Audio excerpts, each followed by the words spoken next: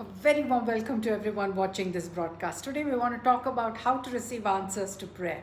Now there are so many people who want to receive answers to prayer, but they don't because they do not address their prayers to the Father in the name of Jesus. For Jesus said, I'm going to my Father, and if you ask anything in my name, I will do it.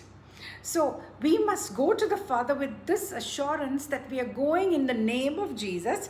We are going with His righteousness upon us, not in our own righteousness. So many of us normally go in our own righteousness, meaning to say, I'm doing so good, I'm reading my Bible, I'm praying, I'm giving my tithes, I'm fasting and praying, I'm doing my alms, and so God will answer my prayer. Sorry, my friends. God answers prayer in the name of Jesus, and if we believe what Jesus did for us on the cross, then God is ready to answer our prayers. Jesus said, whatsoever you ask in my name.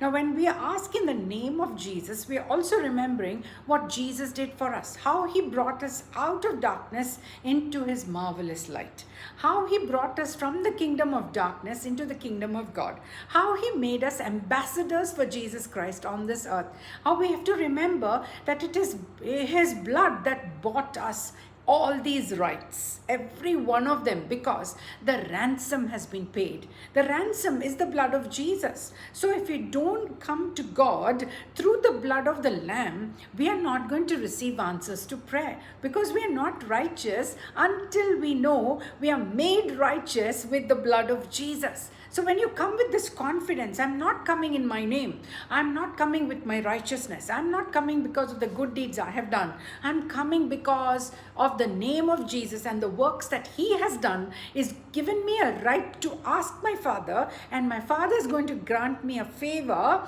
The favor of the Lord is upon me because I come through Jesus Christ and His righteousness.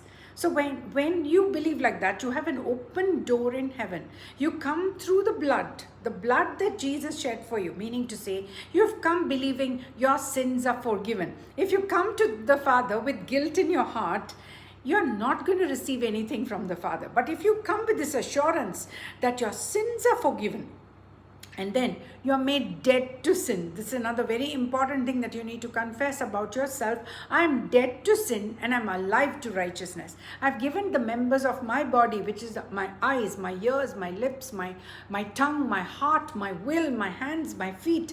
I give it to the Lord. I surrender it to the Lord, and I say, Lord, I want you to use me for your glory. I'm yielding these instruments, these members as instruments of righteousness to you. And now you use me, my Father God. You use me.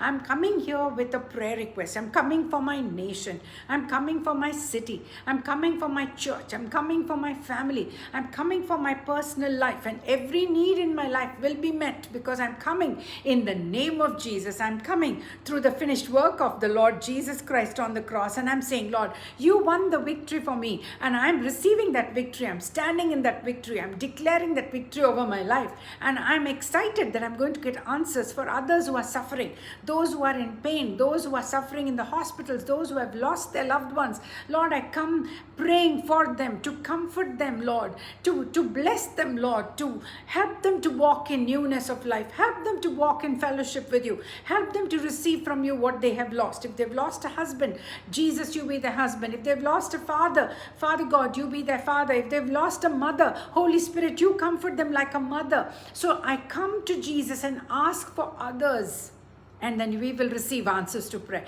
It is so beautiful to ask in the name of Jesus and receive answers to prayer. When we are righteous, the Bible tells us in James chapter 5, that Elias or Elijah was a person like us. He had passions like us, but he received answers to prayer.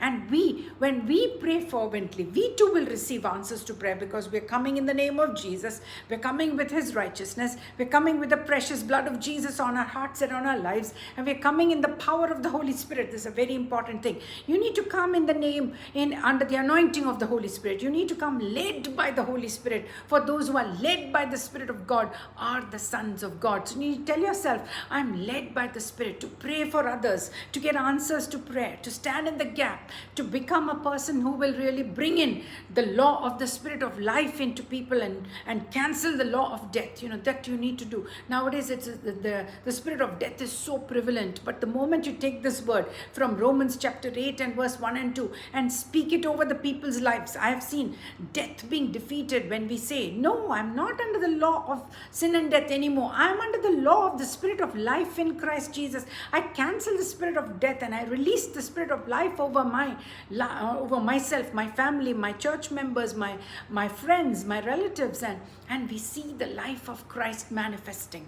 So it's all to do with what you're saying in your prayers. Is it a bloodless prayer? Is it a nameless prayer? Is it just saying, Father God, I beg you, I do this, I do that? No, that won't get answers, my friends. But when you go with confidence that you're going in the name of Jesus, that you're going with the finished work of Jesus in your heart, that you're going not in your, not conscious of your sins, not guilty of your sins, not even a hard heart saying, oh, where did I sin? Not even like that, but you're conscious that your sins are forgiven because of the blood of Jesus. You're made righteous with his righteousness. And so now the prayer of a righteous man avails much. It says, if anybody has forgiven sins and you lay hands on them, their sins are forgiven. You can stand in the gap and say, Father, forgive their sins, and their sins will be forgiven. The Bible tells us that you and I have been given this right even to forgive sins. Are we ready to bless the people today? Are we ready to stand in the gap and pray today? Are we ready to say, Lord Jesus, I know I will receive answers to my prayer, because you said, ask and you shall receive. So let's receive it by faith, and let's thank God for hearing our prayers and answering us speedily, because Jesus said, anything you ask in my name, I will do it, that the Father may be glorified. So only one thing you have to see, is the Father glorified with all you're asking? If it is, surely answers are coming in right on, in Jesus' name. God bless you.